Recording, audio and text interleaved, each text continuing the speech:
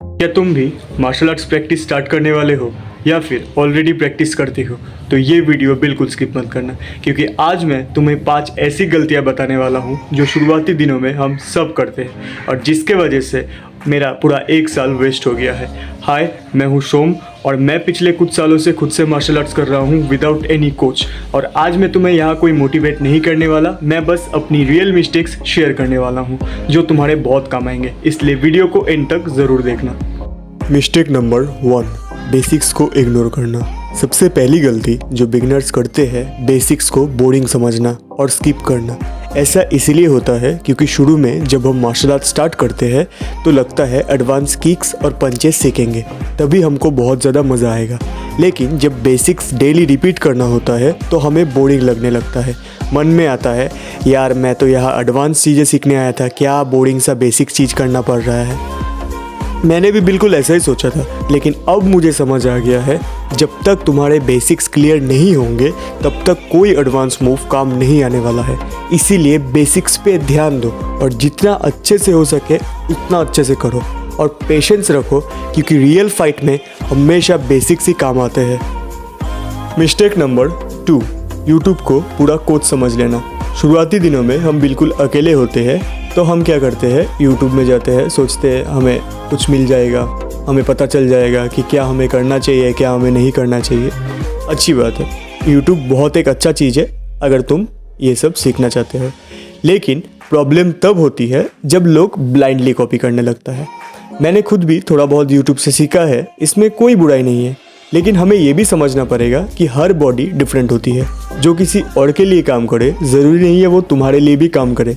इसलिए यूट्यूब से सीखो, लेकिन अपनी बॉडी को ऑब्जर्व करो और समझो क्या तुम्हारे लिए काम कर रहा है। बस ब्लाइंडली कोई भी चीज़ों को कॉपी मत करो। मिस्टेक नंबर 3, ट्रेनिंग रूटीन बार बार चेंज करना। शुरुआती दिनों में हम एक ट्रेनिंग रूटीन बनाते हैं और उसे फॉलो करते हैं, लेकिन कुछ दिन बाद जब हमें रिजल्ट्स नहीं दिखते तो डाउट आने लगता है और तभी हम रूटीन को चेंज कर देते हैं, क्योंकि हमें लगता है यही रूटीन में कुछ गलती है, इसीलिए हमें रिजल्ट्स नहीं दिख रहे हैं, जो कि बिल्कुल गलत है। अगर रूटीन बार बार चेंज करते रहोगे तो तुम आगे नहीं बढ़ पाओगे, तुम वही स्टक रह जाओगे। मैं मानता हूँ हम अकेले होते हैं इस जर्नी में, गाइड करने वाला कोई नहीं होता, इसीलिए हमें बहुत ज़्यादा कंफ्यूज होता है। लेकिन मैं बोल रहा हूँ एक रूटीन बनाओ और उसे लॉन्ग टर्म के लिए फॉलो करो। ऑनेस्टली बता रहा हूँ, रिजल्ट्स ज़रूर दिखेंगे। Mistake number 4, strength training start ना करना। कुछ लोग शुरुआती दिनों में सिर्फ मार्शल आर्ट्स के मूव्स प्रैक्टिस करते रहते हैं, स्किल को इम्प्रूव करते हैं। ये अच्छी बात है, लेकिन सोचो स्किल है पर तुम्हारे पास स्ट्रेंथ बिल्कुल नहीं है, तो रियल सिचुएशन में तुम क्या कर पाओगे? कुछ नहीं। इसलिए शुरू से ही अपने रूटीन में स्ट्रेंथ ऐड करो, क्योंकि स्किल के साथ साथ स्ट्रेंथ भी बहुत ज़्यादा इंपॉर्टेंट है। शुरू से ज़रूरी नहीं है कि तुम डंबल वगैरह उठाओ, तुम बॉडी वेट एक्सरसाइज से स्टार्ट करो। जितना तुम एक्सरसाइज करते रहोगे उतना तुम्हारा स्ट्रेंथ बढ़ेगा, और स्किल के साथ जब तुम्हारा स्ट्रेंथ भी हो जाएगा तुम्हें और ज़्यादा मज़ा आने वाला है। मिस्टेक नंबर 5, वार्म अप और स्ट्रेचिंग को इग्नोर करना। ये एक गलती मुझे इंजरी तक ले गई। मैं सोचता था वार्म अप और स्ट्रेचिंग वेस्ट ऑफ टाइम है, क्योंकि बोरिंग लगता था ना, मुझे तो बस ट्रेनिंग करना था। अभी भी बहुत ज़्यादा बोरिंग लगता है, मुझे बस ट्रेनिंग ही करना होता है।